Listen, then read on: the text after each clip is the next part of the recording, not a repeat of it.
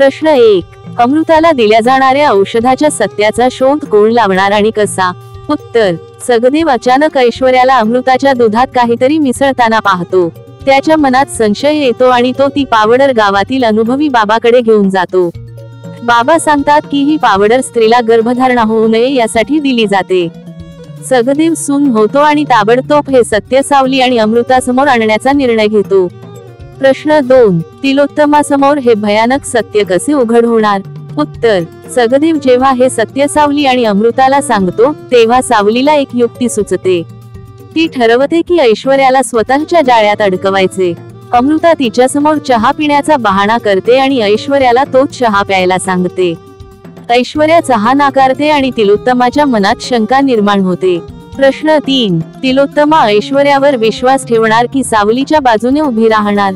उत्तर. तिलोत्तमा सुरुवातीला ऐश्वर्यावर विश्वास ठेवते, पण जेव्हा सावली ऐश्वर्याच्या खोलीतून ती पावडर आणून तिला दाखवते तेव्हा तिला धक्का बसतो.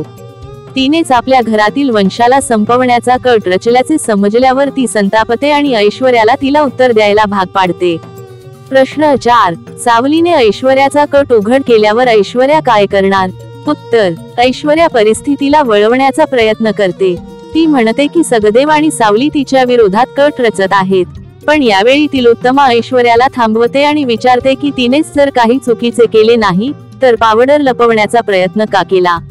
प्रश्न 5. सावलीला न्याय मिळणार का? उत्तर.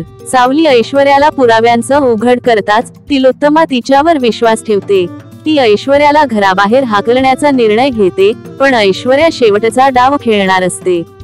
प्रश्न 6. तिलोत्तमाला ऐश्वर्याचा खरा चेहरा उशिरा का समजला? उत्तर. तिलोत्तमाला नेहमीच वाटत होते की ऐश्वर्या कुटुंबासाठी चांगली आहे, पण जेव्हा तिच्या प्रिय घराण्याच्या वंशाचा नाश करण्याचा प्रयत्न केला जातो तेव्हा तिच्या डोळ्यांवरील पडदा दूर होतो.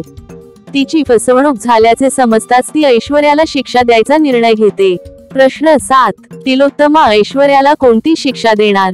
उत्तर. तिलोत्तमा ऐश्वर्याला घराबाहेर काढण्याचा निर्णय घेते, पण त्याआधी ती तिच्या हातून हे कबूल करून घेते की तिनेच हा कट रचला होता. घरातील सर्वांसमोर ऐश्वर्या लज्जित होते आणि तिचा गर्व चुरडला जातो. प्रश्न 8. सारंग आणि सावलीच्या नात्यावर या घटनेचा काय परिणाम होणार? उत्तर. सारंग सावलीच्या हुशारीमुळे प्रभावित होतो. तो तिच्यावर आधीच प्रेम करत होता, पण आता तिच्या धाडसाने आणि कुटुंबासाठी तिने घेतलेल्या संघर्षामुळे तो आणखी जवळ येतो. त्यांचे नाते अधिक घट्ट होते. प्रश्न 9.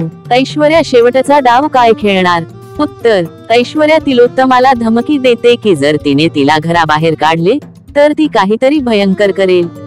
पण सावली तिला सांगते की तिने कितीही कट रचले तरी सत्य बाहेर येणारच. शेवटी ऐश्वर्या खोट्या अश्रूंचा वापर करून सहानुभूती मिळवण्याचा प्रयत्न करते, पण कोणीही तिच्यावर विश्वास ठेवत नाही. प्रश्न 10. सगदेवच्या धाडसाचे कौतुक कोण करणार? उत्तर. तिलोत्तमा आणि सारंग सगदेवच्या धाडसाचे कौतुक करतात. त्याने वेळेत सावलीला सत्य सांगितले नसते तर मोठा अनर्थ झाला असता. तिलोत्तमा त्याला कुटुंबातील सदस्यासारखी वागणूक देण्याचे ठरवते. प्रश्न 11. सावलीचे आईवडील आले असते तर काय झाले असते? उत्तर. जर सावलीचे आईवडील त्या क्षणी आले असते आणि सगदेवला नोकर म्हणून पाहिले असते तर मोठा गोंधळ झाला असता. त्यांच्यासाठी हा मोठा धक्का असता, पण सावलीच्या हुशारीमुळे ते टळते. प्रश्न 12. अमृताला अखेर दिवस कसे जातात? उत्तर. जेव्हा सावली ऐश्वर्याने दिलेले दूध थांबवते तेव्हा काही दिवसांनी अमृताला दिवस गेले असल्याचे समजते. ही बातमी संपूर्ण कुटुंबासाठी आनंदाची असते आणि तिलोत्तमाला खूप समाधान वाटते. प्रश्न 13. तिलोत्तमाची प्रतिक्रिया काय असते? उत्तर. तिलोत्तमा आनंदाने भरून जाते. आपला वंश वाढणार, घर पुन्हा चिमुकल्यांच्या हसण्याने गजबजणार याचा तिला खूप आनंद होतो. ती अमृताला आशीर्वाद देते आणि सावलीचे आभार मानते. प्रश्न 14. सारंग आणि सावली आता पुढे काय करणार? उत्तर. सारंग आणि सावलीच्या प्रेमाचा प्रवास आता अधिक सुंदर होतो. सावलीच्या धाडसाने आणि कुटुंबासाठी तिने घेतलेल्या जबाबदारीमुळे सारंग तिला आयुष्यभर साथ देण्याचा निर्णय घेतो.